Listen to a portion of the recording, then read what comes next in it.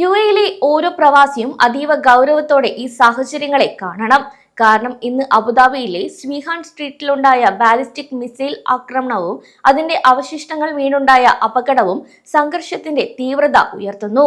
യുഎ വ്യോമ പ്രതിരോധ സേന മിസൈലുകൾ വിജയകരമായി തകർത്തെങ്കിലും അതിന്റെ അവശിഷ്ടങ്ങൾ വീണ് 2 പേരുടെ ജീവൻ നഷ്ടപ്പെടുകയും 3 പേർക്ക് പരിക്കേൽക്കുകയും ചെയ്തു. ഇത് കേവലം ഒരു വാർത്തയല്ല, മറിച്ച് നമ്മൾ ഓരോരുത്തരും എത്രത്തോളം ജാഗ്രത പാലിക്കണം എന്നതിലേക്കുള്ള വലിയൊരു മുന്നറിയിപ്പാണ് നൽകുന്നത്. അധികൃതർ ആവർത്തിച്ച് നിർദ്ദേശങ്ങൾ നൽകിയിട്ടും അപകടങ്ങൾ സംഭവിക്കുന്നത് പതിവാവുകയാണ്. ഇതിൽ എടുത്തു പറയേണ്ടത് ആളുകളുടെ അശ്രദ്ധ തന്നെയാണ്. അബുദാബി മീഡിയ ഓഫീസിന്റെ ഔദ്യോഗിക റിപ്പോർട്ടുകൾ അനുസരിച്ച് സ്വീഹാൻ സ്ട്രീറ്റിൽ തകർക്കപ്പെട്ട മിസൈലിന്റെ ഭാഗങ്ങൾ വീണാണ് ഈ അപകടമുണ്ടായത്. സംഭവത്തിൽ 2 ആളുകൾ മരണപ്പെട്ടു. നിരവധി വാഹനങ്ങൾക്കും നാശനഷ്ടങ്ങൾ സംഭവിച്ചിട്ടുണ്ട്. ഇറാനിൽ നിന്നുള്ള മിസൈൽ ഡ്രോൺ ഭീഷണികളെ യുഎയുടെ പ്രതിരോധ സേനകൾ ശക്തമായി നേരിട്ടുകൊണ്ടിരിക്കുകയാണ് ഇപ്പോൾ. എയർ ഡിഫൻസ് സിസ്റ്റം പ്രവർത്തിക്കുമ്പോൾ ഉണ്ടാവുന്ന വലിയ ശബ്ദങ്ങൾ താമസക്കാർക്കിടയിൽ പരിഭ്രാന്തി ഉണ്ടാകുന്നുണ്ടെങ്കിലും സൈന്യം നമ്മളെ രക്ഷിക്കാൻ സജ്ജമാണെന്ന് അറിയിച്ചു. പക്ഷേ സൈന്യത്തിന്റെ ഭാഗത്തു നിന്നുള്ള സുരക്ഷാ നടപടികൾക്കൊപ്പം തന്നെ നമ്മുടെ ഭാഗത്തു നിന്നുള്ള ജാഗ്രതയും ഇവിടെ അത്യാവശ്യമാണ്. അതേസമയം കഴിഞ്ഞ 2 ദിവസങ്ങളിലായി അടിയന്തര മുന്നറിയിപ്പ് സന്ദേശം വരുന്നതിൽ ചില മാറ്റങ്ങൾ കണ്ടുവരുന്നു. എന്നാൽ ഇതിനെക്കുറിച്ച് national emergency crisis and disaster management authority വ്യക്തമായ മറുപടി നൽകിയിട്ടുണ്ട്. അതായത് യുഎയുടെ മുൻകൂർ മുന്നറിയിപ്പ് സംവിധാനം പ്രവർത്തിക്കുന്നത് ജിയോ ലൊക്കേഷൻ അനുസരിച്ചാണ്.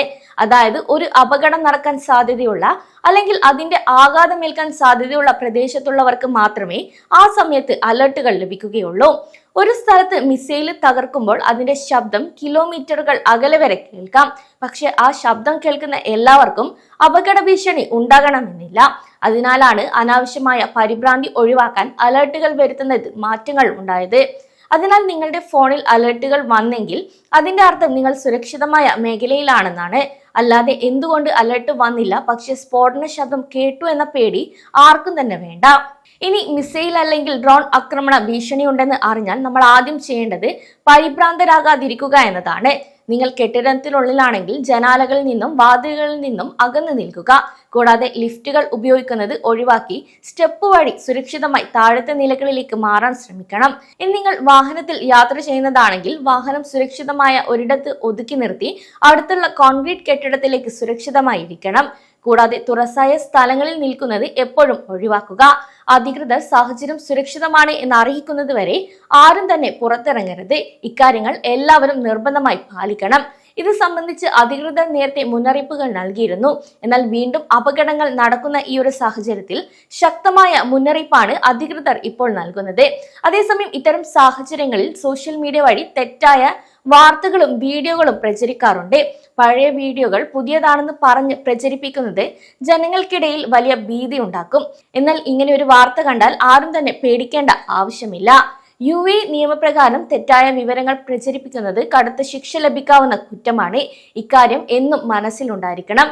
കൂടെ ഔദ്യോഗിക സ്രോതസ്സുകളായ NCEMA, ആഭ്യന്തര മന്ത്രാലയം അല്ലെങ്കിൽ വാം ന്യൂസ് ഏജൻസി നൽകുന്ന വിവരങ്ങൾ മാത്രം വിശ്വസിക്കുകയും പങ്കുവയ്ക്കുകയും ചെയ്യുക. അബുദാബിയിലെ ഈ ഒരു സംഭവത്തിൽ തന്നെ ഇരകളെ ഇതുവരെ തിരിച്ചറിഞ്ഞിട്ടില്ലെന്നും അന്വേഷണം നടക്കുകയാണെന്നും അധികൃതർ അറിയിച്ചിട്ടുണ്ട്. അതിനാൽ ഊഹാപോഹങ്ങൾ പരമാവധി ഒഴിവാക്കണം. നമ്മുടെ ഓരോരുത്തരുടെയും സുരക്ഷ നമ്മുടെ കയ്യിലാണ്. യുഎഇ സർക്കാർ അത്യാധുനികമായ പ്രതിരോധ സംവിധാനങ്ങൾ ഉപയോഗിച്ച് നമ്മളെ സംരക്ഷിക്കുന്നുണ്ടെങ്കിലും ഇത്തരം അപ്രതീക്ഷിതമായി സംഭവിക്കുന്ന അപകടങ്ങൾ ഒഴിവാക്കാൻ നമ്മൾ സ്വയം ജാഗ്രത പാലിക്കണം.